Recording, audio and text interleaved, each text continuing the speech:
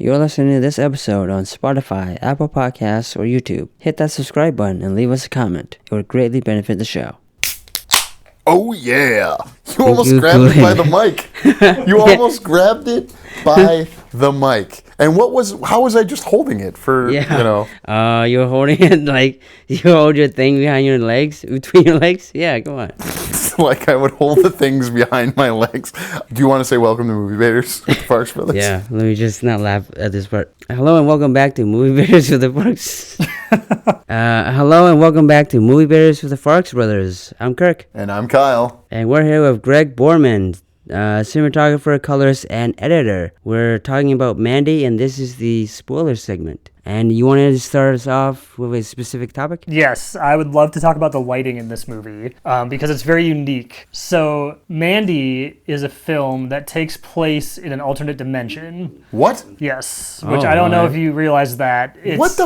Okay. It's at the very end of the movie. You see the camera tilt up to the sky, and you have these jagged cliffs and the crazy planets and like stuff going on in the sky, and that always tripped me up. I was like, what is that, right? But I did some research, and after watching it a few times and reading about it, I believe it is a movie that takes place in an alternate dimension that is our parallel to our 80s, right? The 1980s, but in a different dimension. And so they play with that with the lighting because the film doesn't have motivated lighting in a lot of the scenes. The lighting is more a representation of what the feeling or the vibe is of the scene. And so if you watch the movie knowing this, you'll notice that the lighting makes no sense in a ton of the shots, but it's more about creating the vibe. And that's something I really like about this movie. That's one of those experimental filmmaking techniques that I really like, is that it's not like our reality, right? It's a vision, it's a dream, it's a different reality. Yeah, so that's what I wanted to say about the lighting, is I just think that's very cool and very creative. You know, you said all that, and now I'm going to bait you on it. Because, please do. I was originally like, well, this is a different dimension because a logger has a degree in masonry or something, and he's able to do it. But I've thought about it. Like, a logger would need to be able to make axes and stuff, so there's a practical reason as to why he has access to masonry tools. Kind of makes sense. And that's fantastic. Wait, that's your debate? Well, I'm saying it's in our dimension. Like, because of the logic behind these things, I think it's in our dimension. I mean, you could have other skills in other dimensions. Why wouldn't you? What do you mean? Okay, here's another. Is the end where he crosses over into another dimension, I would argue.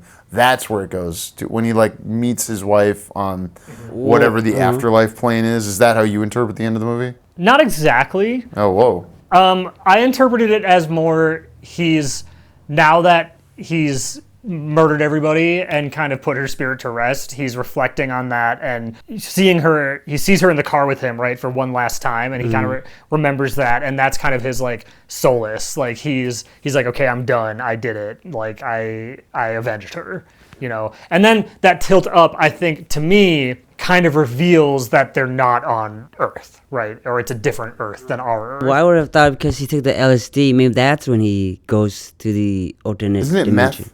It's LSD. Yeah, it's LSD because his face literally melts. LSD. That's right, sorry. Yeah, yes. So maybe he's reborn into the new alternate world or alternate dimension. I mean, that would make sense. To argue the shot, it's that he's crossing over and then we're seeing the other dimension of the jagged rocks.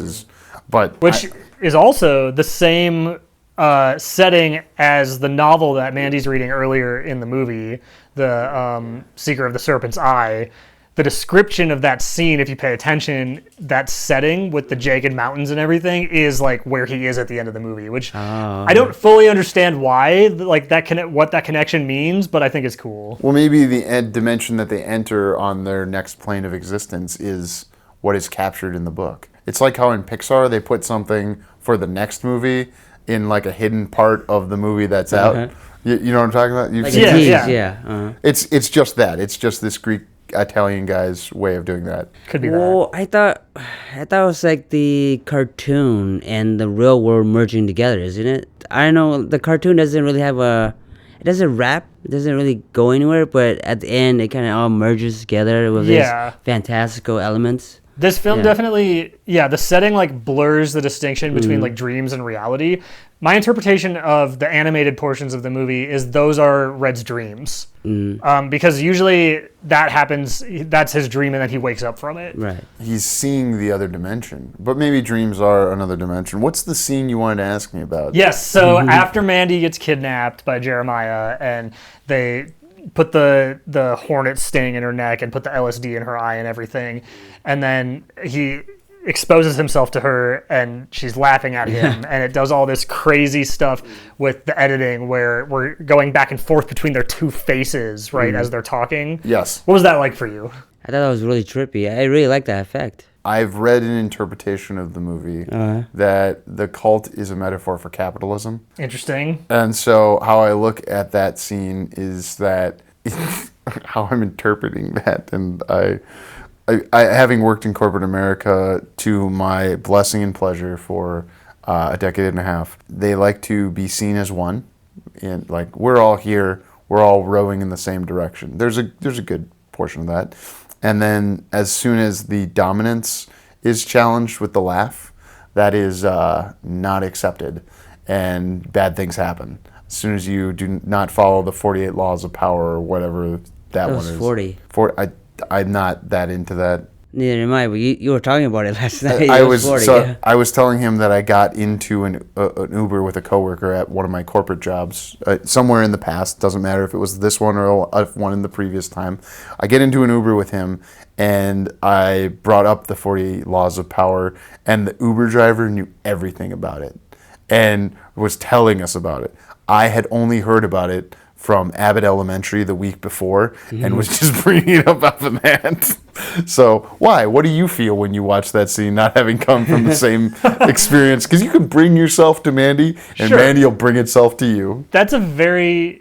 Yeah, I have not heard that interpretation. That's very interesting. I wanted to ask quick, did you read that before you saw the movie or after? I have watched the movie twice, and I do a search sometime to see, using perplexity.ai, say, like, call the internet and tell me what the debates of Mandy have been.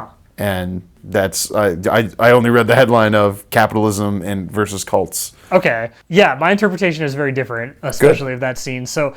I will say first, overall, I think this is a movie about loss. I don't think it's a movie about capitalism at all. It might be, but that's not what I got out of it.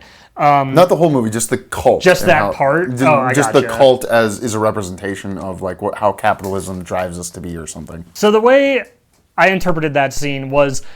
It is really just what you see. I mean, it's Mandy. She's not going to take his shit, right? She's like, this is ridiculous. This is hilarious. You're crazy. I am not going to succumb to this. And so she laughs in his face because he's a ridiculous guy and she can't take him seriously.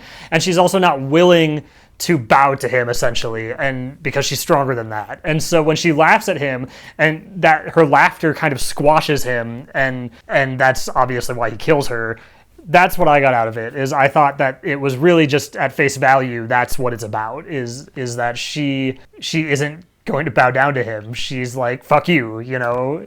And it's funny to her because he's so ridiculous. It shows maybe that she, like that plus all of the hour before it, is why we should care when the revenge of Mandy happens. She gets fridged, and then how do you feel about calling what happens to her being fridged? I would say you're choosing the wrong temperature.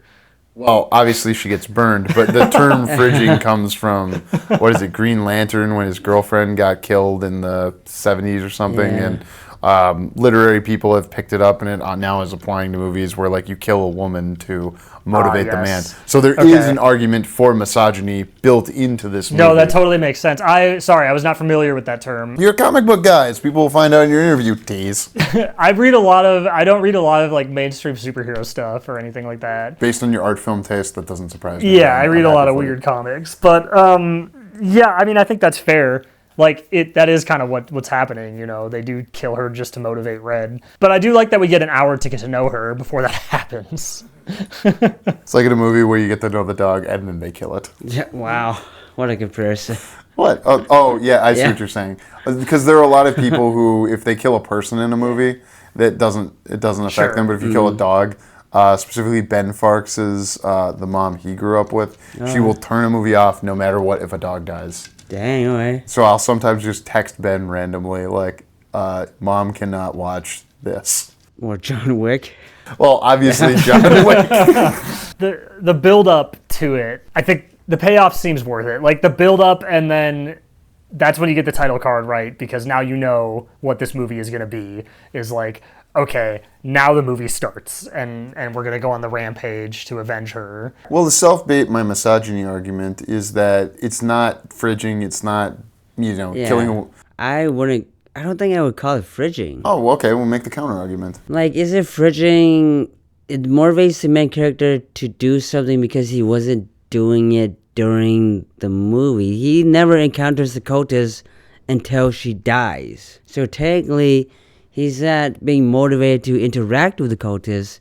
He's immediately have to interact with them because she dies, right? Like, is there an actual definition of fridging that it has to... I think it's killing a woman to motivate the no matter what. The male protagonist. You look it up. Yeah, I will justify what you're saying as the movie takes the first half to give you someone to care about, and then people to kill, and you understand why they're going to get killed. It's like they use Nazis as shorthand for this and Inglourious Bastards, whereas in this, it's like there's a cult. Okay, well, we have freedom of religion where we are. You can be in a cult if you want to be, right? But you come to hate this cult because of how they operate, act, and all of those things. Did you find the answer? Yeah, it's a lot.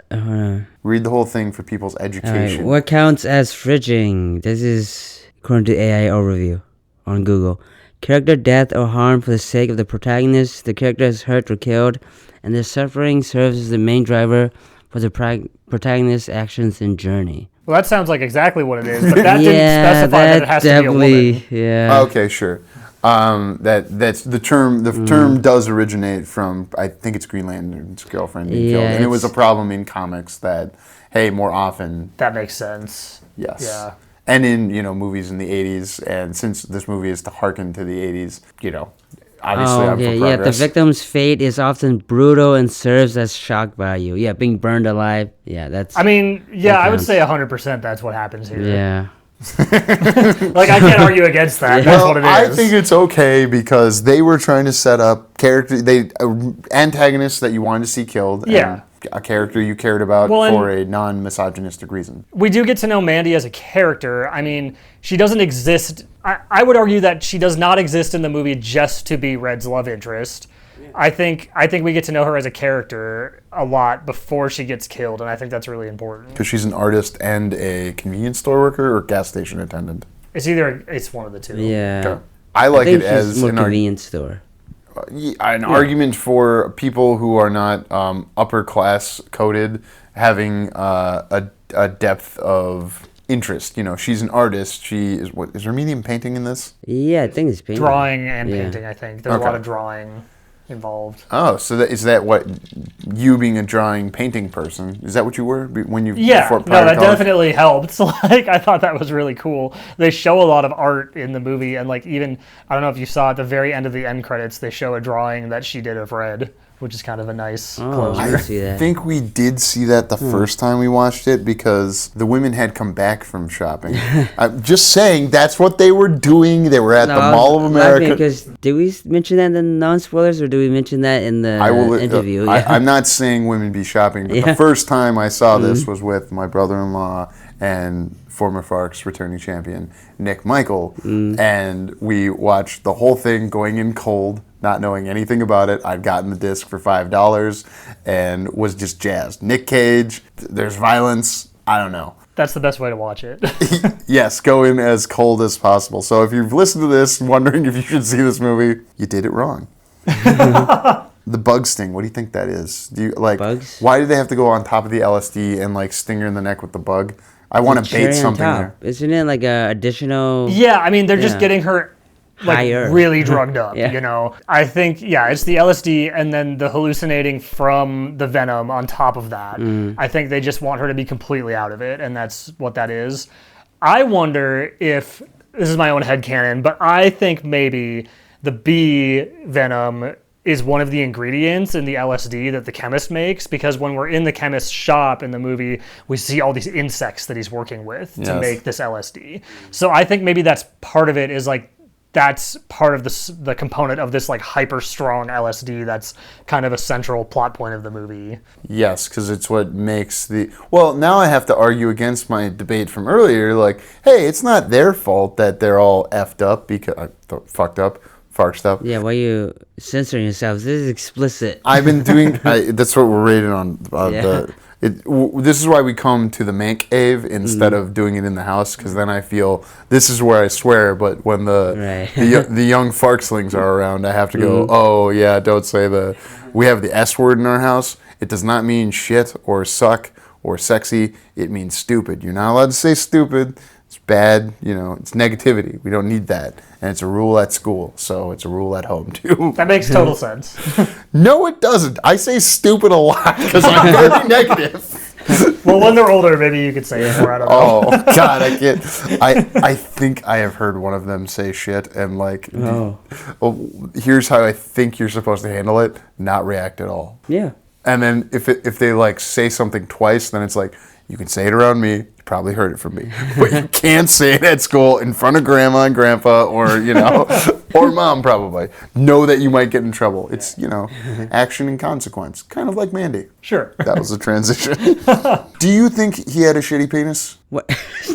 Jeremiah Sand? Yeah. Yes. Was that the actor's penis? I don't know. I believe so. I did read about the nudity scene, and what I read was that he didn't want to do it. He wasn't comfortable with it, because in the original script he was supposed to be masturbating at her, and they changed it, and he was okay with doing it that way. I don't know. I don't want to comment on that, but I think... Wait, so he would have had to get a hard-on set. The best joke Ben Affleck ever made about Jason Mewes was that he must have been jerking it before he comes into his scene toward the end of Zack and Miri Make a Porno. Sorry. Yeah, no, you're good. I mean, basically, yes. I wouldn't want to do that if I was an actor, so I don't blame him, but... I don't want to answer that question because I don't think his penis itself matters. I think it's the fact that he's exposing himself to Mandy is what matters. And that's what she finds funny because it's ridiculous. I think she's also laughing at the penis. She could have been. Size, yeah. Well, I didn't say size. You did. I'm saying it, yeah. But yeah, that too. And is he supposed to look hard in that? Because you're not allowed to have hard penises. He's not.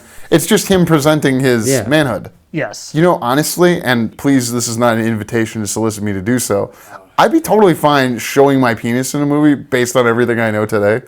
If it were like this, where it is motivating to the plot, do you agree with how they did it? Would you have rather seen, or not rather seen, but do you think it would be more impactful if it were masturbating? I do not. No, I am of the opinion that explicit nudity like that in films is not necessary.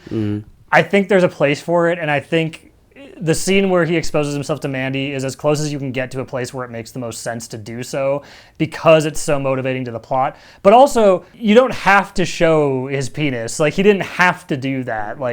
It could have still been impactful without, Or shoot from behind or something. It's just his behind. You could have done that, or you could have just framed it out, and we would get what's happening, So that is how I would do it if I were making the movie. Sure. But everyone read this script ahead of time. Have you seen Terrifier? I've seen the first one. Okay. But you would say this is different than Terrifier and how that uses nudity and that sort of thing. That's kind of the opposite end of the spectrum of what we're talking about, I would imagine. I would say so.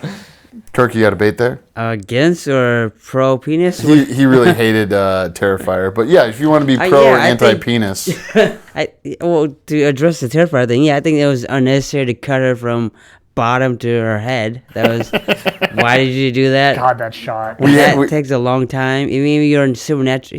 He wasn't a supernatural clown yet. He was just a regular guy killing people. So it would take hours. Have you guys seen Bone Tomahawk? Not all the way through. They did the exact same thing in Bone Tomahawk. They cut a woman from the butt to the... It's a guy, but they just chop him straight down the middle. It's brutal. Yeah, but they do it fast in Bone Tomahawk, right? I don't remember. I just remember how impactful it was on my psyche. Okay. Have you seen... He's got other movies, Cell Block 99 And I made him watch one with Mel Gibson and Vince Vaughn. Yeah, I don't remember the title though. Dragged Across Concrete. So that the director of Bone Tomahawk, he writes all the music for his movies, and he writes the script, directs. I don't think he shoots, but do you know the director's name offhand? I'm not looking it up. Totally recommend all of his movies, and I think that I like. I prefer the tone of those to this, only because I could watch it with my dad and he wouldn't be like, well, that's fucking weird. Fair enough. There's a time and a place for movies like Mandy. Yeah. Who have you watched? Have you watched this with your wife? You're married, so. Yes. What was your wife's reaction to seeing this movie? Okay, so she didn't love it. She knows it's your favorite movie, right? She does. The first time we watched this movie, we were both a little not sober, and the scene that we were talking about earlier with the back and forth between Jeremiah and Mandy's faces, she had to nope out. She was like, "Nope, I'm done. I can't do it. It was too much for her." Which is why? Totally fair. It freaked her out. It was scary. What about when the cigarette turns into the tail light of the car? I guess she didn't make it that far, huh? No. She's never seen the whole movie. She has. So we Okay. did watch it, actually, I want to say like 3 or 4 months ago. We had a couple friends over and we watched it, and we got all the way through at that time. And she liked it because you have to get to the point, the turning point, right? The halfway point. Where Mandy gets killed, we get the title card, and then Red freaks out. That is where the movie flips and just becomes this super fun, like gory, like mess of an adventure that he goes on to kill all of the Jesus freaks. And like, if you don't make it to that point, I think that's totally fair because the first half is so brutal and hard to get through sometimes, if that makes sense. You think it's boring and dry, the first part? That's not what I'm saying. That's what a normal person might think, though, right? But I don't think it's boring and dry. It's definitely slow paced, but I think there's enough like weirdness that it could be hard to get through for some people, especially if you're not sober. Sure. What about the cinematographic quality of the movie? Like, you're a colorist. You probably responded to, because it's not like the color grade changes significantly from the front half to the back half. Well, I think throughout the entire movie, it's a masterpiece as far as visuals go.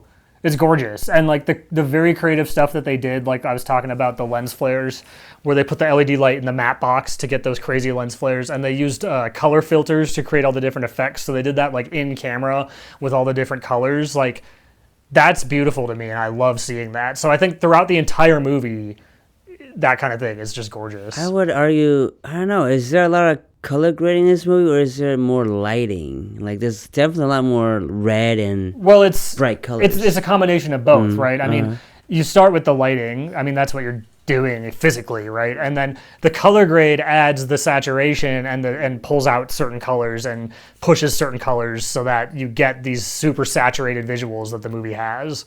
Like, if you were to see the raw footage of Mandy, it wouldn't be nearly as vibrant as it is on screen. It would look very flat. Yes. And returning champ, former Farx, Nick Michael, did comment last night at karaoke that he thought the cinematographic quality of Mandy is very high. Like, even though it's a batshit weird movie, which is cool and fun. I enjoyed showing this to Kirk so that we could have this conversation today.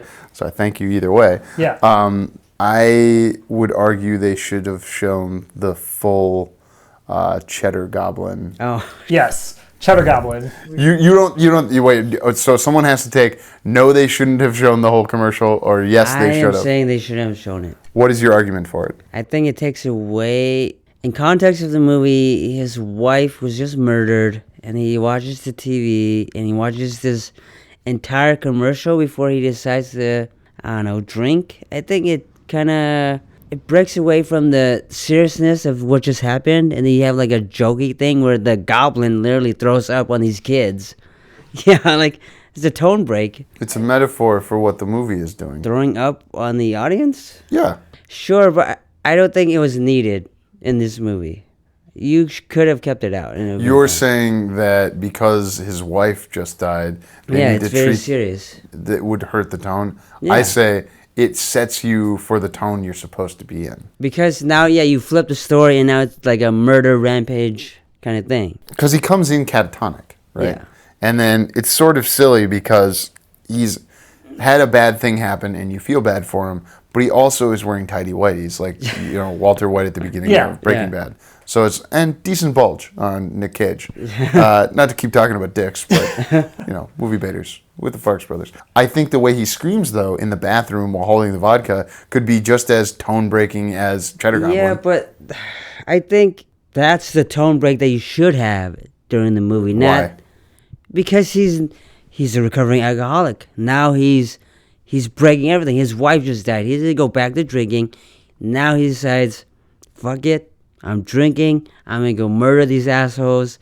I'm going all the way. But when you have this goblin throwing up these kids, like, you have to break it. You kind of have to break it twice, don't you think? Because of the way capitalism and consumer culture has ruined all our lives and atomized us into these, shells of what we could be.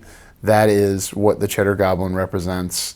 And it would help for, sealing his transition. I'm so happy I made all of these arguments. Greg? Well, let's hear from Greg. I would say, okay, I actually like what you bring up about capitalism. I think if any part of this movie is about capitalism, it might be Cheddar Goblin. But 60% more cheese! Yes, than the other leading brands. Blah.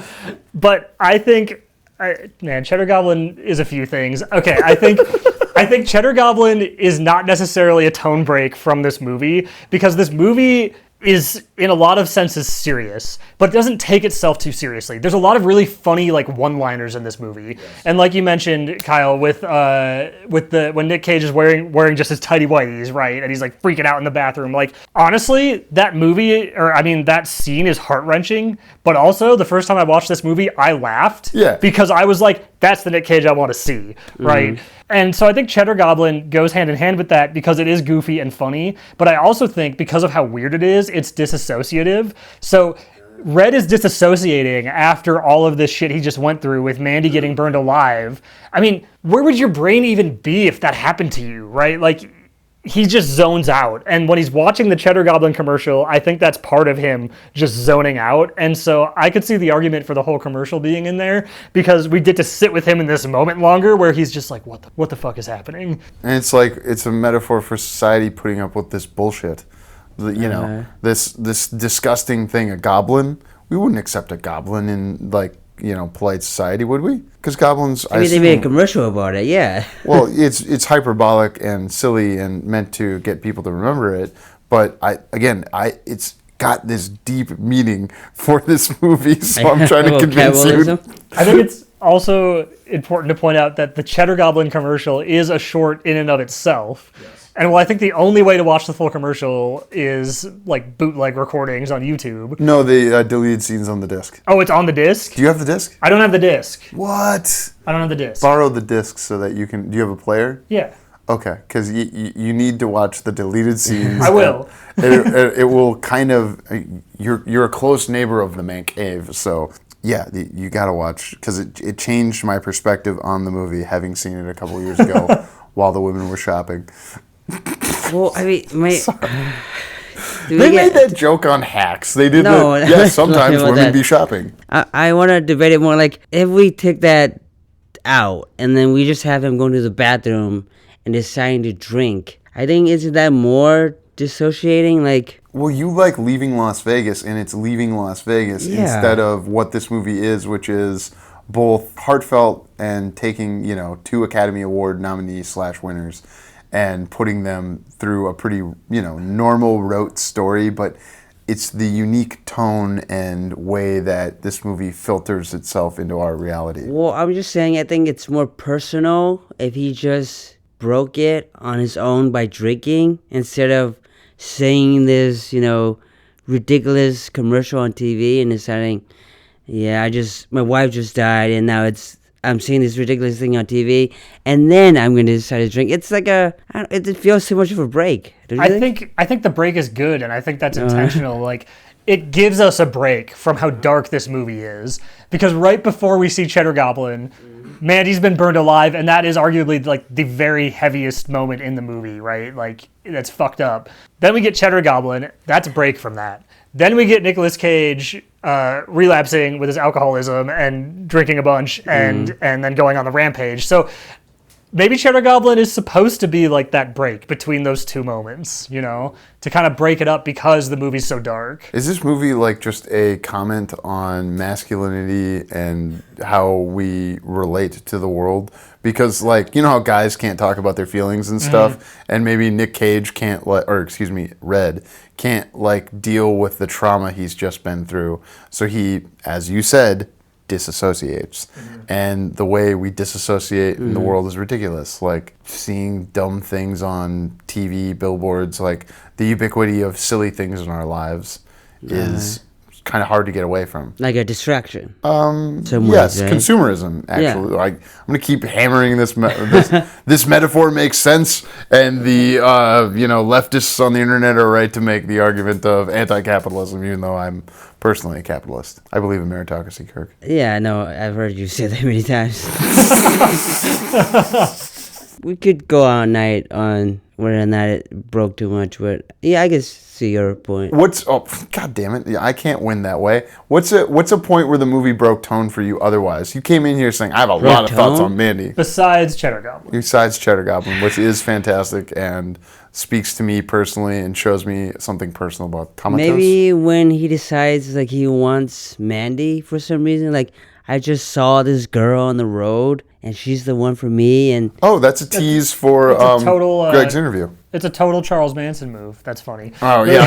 he's based on Charles Manson. Oh. It's a total Charles Manson move. Yeah, well, and you have Douglas Allen Roberts' accredited line at the beginning of the movie that we read and that was read by Greg in the... Yeah, but it also adds to, like, when he flashes her, essentially, and, like, what you see is gonna enamor you so much that you don't wanna gonna sleep with me, but then all she does is just laugh at him. I just feel like it's like an incel's dream of, I'm gonna flash you and you're just gonna make out with me no matter what I do. Do we have the term incel 7 years ago? I don't know how recent incel That was a term. In 2018. Oh yeah, you were in college, you know. What did they call it? Were there a lot of incels in college? Like at college? At UW Stout, which I don't think so. Not that I knew. No, college is when you're supposed to... It's more like the people you don't see are incels, the ones on the internet. That's right. Yeah. So you should want to see more people is, probably, I think, the thing to take away from that. I feel like it is kind of like a tonal break because, like with Cheddar Goblin. Cheddar Goblin. Yeah, because he's such a cult leader. I don't understand his need for sex. Like, what? He's horny all the time. And he's taking advantage of all these people. He's brainwashed them. They always, in the cult, they're always like, okay, we gotta fuck all the women. Sex, but it's not like God, because he's always referring to what he deserves, or, like, God showed me that I was right, and by having Mandy, I would be right in this way, but to have her laugh at him, and then just to have him break, I just feel like maybe he lost his faith a little bit. Yeah. So he's not used to... rejection? Yeah, he's not used to people not just agreeing with everything he says and taking his word like verbatim. Like he's not used to that, and so to have Mandy go against that when that's everything he didn't expect to happen, that's why he breaks. Yeah, well, that's what I brought up during the movie. Like, wouldn't it be funny to see a insecure cult leader who's really indecisive and doesn't know what he's doing, but people follow him anyways? That'd be funny, but that's not who this character is. No, it's not. But Stavros, the Greek comedian, has a movie called Let's Start a Cult or something like that. And that's what happens? It's a very, insecure cult leader? Yes, it is exactly that. I thought of that when you brought it up during the movie, but I wanted to wait till the podcast to... that sounds pretty entertaining. It's on the green version of the Walt Disney Corporation streaming service. I try not to say the names of the streaming services. I wouldn't even know by the description. I know which one you're talking about. The green one. Okay, the green one. Gotcha. Yes. Why is that his favorite tee? The 44 shirt? Yeah. I was going to ask you guys that. I wanted to know why you think it is, because I think I know why it is. Okay, tell us why it is, and I'll tell you why you're wrong. No, I want to hear why you think it's his favorite. What's the number? First. 44, right? 44. Well, it's half of 88, which is like a Nazi thing. I don't know. What? Isn't 88 supposed to be like because you can draw a swastika in 88? I have heard Infinity? this. It's like an internet thing, so I'm not gonna rest my laurel on it. 44, because he's supposed to be playing 44. Sorry. No, it's because that's the shirt he was wearing when he met Mandy. That's it. That's why. There's so much stuff on the internet about like why is 44 his favorite shirt? What does 44 mean? Maybe there was something there. I don't know. But the real reason is because that's the shirt he wore when he met Mandy. You're absolutely right. Yeah, when he met Mandy. You can tell a lot about a person by what their favorite shirt is. What's your favorite shirt? I thought it should have been the tiger shirt because he's got the eye of the tiger, and like I wrote that. I'm looking at my notes, watching it for the second time, and going, yeah, why is that his favorite shirt? And for you to have just given such a succinct and good answer, it's a hard debate that. I argue his shirt should have been red. I don't know. Because his name is Red. Do you know why his name's Red? No. Because that is the name of the album that the opening song by King Crimson, Starless, is on. And red is also a motif for his rage throughout the movie. Is King Crimson, don't they have the song in Longlegs as well? Is Longlegs just a secret sequel to this movie? No, please don't say that. I was so disappointed by Longlegs. Wait. Oh, Why? Longlegs? Why were you disappointed? Oh, let's get into this. We have to get into this. Longlegs did nothing wrong. Longlegs is a very well-made movie. It's a beautiful movie. I think the acting is really good. I think it's directed well and everything. The plot pissed me off because it's so generic, and I saw everything coming. It was all these horror tropes just jammed into a movie, and they killed the best part of the movie off halfway through, which is Nicolas Cage. Yeah, but he's still around in, He's spirit. not killed off halfway through the movie. He kills himself. He smashes his face. Oh, right. Like, way too early. Okay. And like, if you haven't seen it by this point, dear listener, This is the spoiler episode. yeah, you're listening to a Also, we've spoiler. done an episode on it, Longlegs already. We did do a Longlegs episode, and I think that was all 4 Farxes at the time. You could put Mandy and Longlegs spoilers in the description.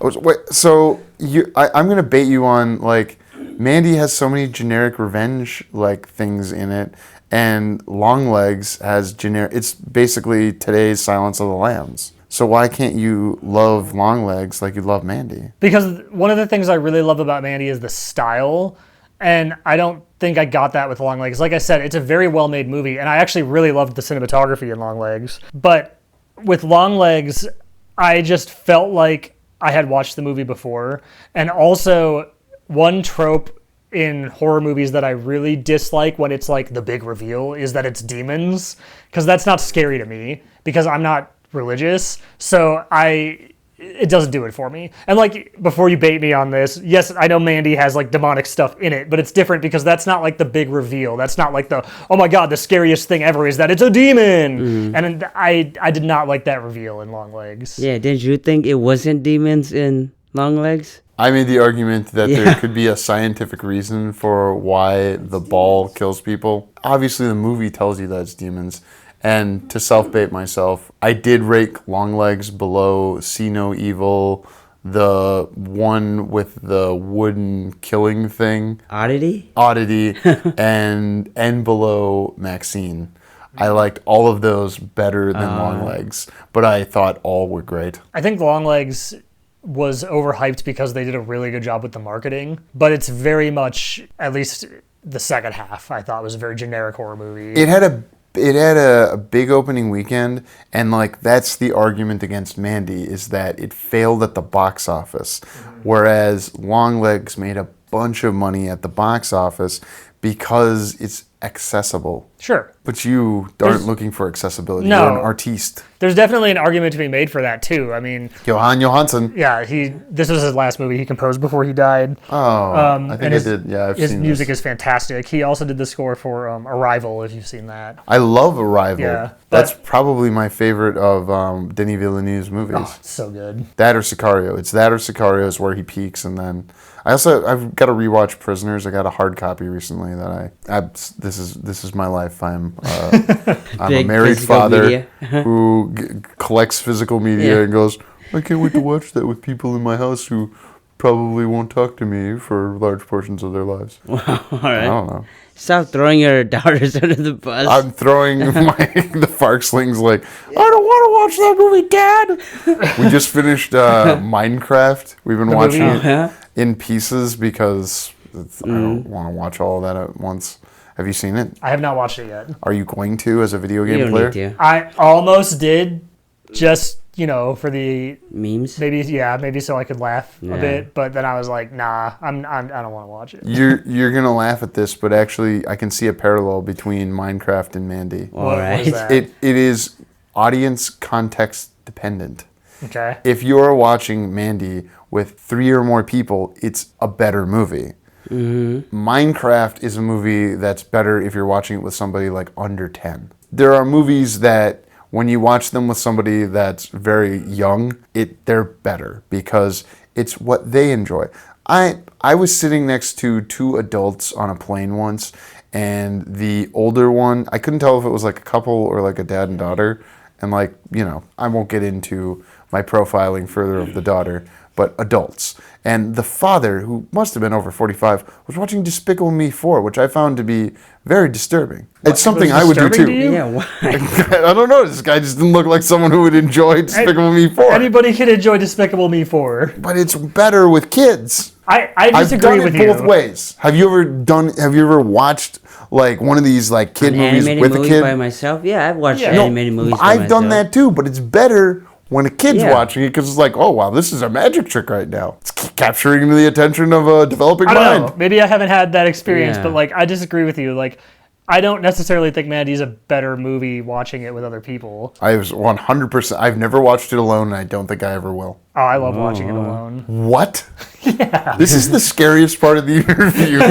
Because I could just zone in and appreciate the things I like about it. And like I mentioned a while back, I always notice new things about it that I like. So that is inspiring to me, and I want to find things like that more in my life to inspire me. I watch a lot of fucked up movies alone. You should try it sometime. I watch a lot of fucked up movies alone, let me assure you. But I enjoy it more with, for example, my brother, sometimes my wife. Like I watched The Substance with her for the first time I watched it, and it was awesome. I wish I'd watched it in a theater. You know how when you're in a theater, everybody's generally, if people are being polite, everybody's quiet and you're all zoned in on the movie, right? I feel like watching it alone is almost the same experience for me because, like, I don't want people talking with me while I'm watching a movie unless we've all seen it before, like a bunch of times, Like, I'd rather just watch it and pay attention to it. Why is laughing better than clapping when you're at a comedy show? Because clapping is louder? Yeah, and it's more disruptive, I would say. Laughter is more involuntary. Like, you can choose to laugh, but you can hear a real laugh. Sure. So when you watch a movie in a theater, if you're watching a comedy, for instance, not that they've been making many of those, a comedy is better in the theater because other people are laughing. It makes it funnier. I can see like it. a laugh track? With horror, you get the gasps and the screams. Exactly. Oh, man. Did you guys see Bring Her Back? Yes. Yeah. I loved it. My brother did not. Did you see how you Bring Her Back? No, there's a caveat. You think it's very good, you just would never want to watch it again because it depressed you. Yeah, because it's so fucking depressing, yeah. It's funny that didn't get me, and so many other things have been depressing me lately, but that one did not. It was like, I came out like, yeah! It was like Rocky climbing the steps. I was like, they did it again! Have you heard those guys talk, the brothers who make those movies? No, I haven't heard them talk about the movies. Oh, they are just like jock meatheads who used to hit each other with cars. I know their YouTube channel was like not like their movies at all, right? So like, great. It's crazy that's how they got picked up to make movies. And they made 2 bangers for my taste. Their depiction of hell in the one they made, Talk to Me. Talk to Me, yeah. I own that on physical media. It's a great movie. I desperately want to watch it with somebody. So I'm different than you. You're an introvert, I'm an extrovert. I feed off the energy of others. When I saw the movie Smile, I know a lot of people, like when I tried to watch it with Nick, he did not like it watching it in my living room with surround sound. But when I think you and I watched it with the writer of Surrogate, we had a great, you guys didn't like it, and the people in the movie theater who were laughing at the movie and yelling at the screen, and I had a great time at Smile. And Smile 2 wasn't as good. Yeah, Smile 2 wasn't as good. Oh, wait, no. Smile 2 was pretty good because my brother-in-law on my side was there. I didn't see the second one. I just didn't get around to it, I guess. But I did like the first one. This is a great barometer for somebody who loves Mandy and like all these other movies that, if you like Mandy, like you might watch these types of movies.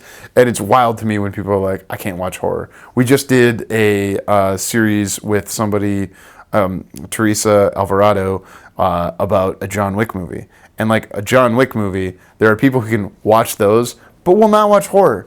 And to me, that doesn't compute because you're seeing violence either way. Sure. It's just stylized differently. Yeah, but Right. it's scarier with obviously scary movies. Yeah, I guess context intention, matters in yeah. the movie. Like with horror, the intent is to disturb you, but with John Wick, it's a byproduct of the action. Yes, thrilling somebody versus horrifying them is different. That's why they're different genres. But there's a fine line there, you know. Yes. Ugh, a fine line. Yeah, like John Wick, you're defeating evil because John Wick is always winning. And with a horror movie, they're gonna scare you. The monster is unbeatable in some ways. Which one is Mandy to you guys? John Wick or Is it more action or more horror? Action. You're gonna argue a little horror? bit more horror, yeah. I think it's more action. Well, I win. it's both. With The horror guest agrees elements. with me. I love the horror elements, but Yeah. yeah. It's a genre filmmaking sensibility that means it would never be nominated for awards. Andrea Riseborough could never get her Lupita Nyong'o award for... Yeah, so I have a Lupita Nyong'o so many award callbacks for in this genre acting. No, it's just like a universal thing that I want to keep mentioning about Lupita Nyong'o. She's turned in banger performances, way better than the movie she won an Academy Award for in Us and A Quiet Place Day One. Never going to get nominated for those, and didn't even get a lot of awards attention for those. She probably got paid, thank God. But you know, like that was one of the better performances I saw that year, and that's not one of the Academy Award or what we talk about, you know, Sure. at the end of the year, because it's like, well, it's part of a franchise. We shouldn't, you know, take that. Why Why wouldn't does we? that matter? Yeah. Yeah, if you like it. Is there a franchise movie you do like, Mr. Art Film Guy? Yeah. Mad Max. It doesn't Does that count? That doesn't No. count? Oh, Maybe come that on. doesn't count. That's like what all the, you know, arty people say. Like, I love, do you love Furiosa or Fury Road better? I think Fury Road takes it by a little bit, but I did love Furiosa. I thought Furiosa was fantastic. That is what most people in the intelligentsia of cinematic folks would say. I want to love Furiosa more than Fury Road now, just to like... And I feel this, again, all of these things, the horror movies, the genre movies we're talking about kind of relate to Mandy. And if you're... these things, like Mandy might be a skeleton key for everything else for you. In a sense, I could see it. It does have a lot of elements pulled from other things that I like. Like, that's one of the reasons I love it, is because there's so many influences from other genres that I like and other things that I like. Like, even like the crazy items in Mandy, like the Horn of Abraxas, those are from Dungeons and Dragons. Of course. Oh, Yes. is it? Oh. And like the biker gang, that's very Mad Max, right? Yes. So it's a lot of elements of things I like. So maybe it is my skeleton key. It just unlocks all those doors for me. Well, unlock the door for people on the interview segment that they'll hear after this. Because it was cheap. Hell yeah, brother! That's where I went to my college. Do you know the thing about Stout, right? When in doubt, go to Stout. Okay, I wanted to. Of course, I was in doubt. I went to Stout. But it sounds like you were interested in comic books. Thank you for listening. For more JK Productions, find us on Instagram at JK Productions Team and on Facebook, JK Productions MN.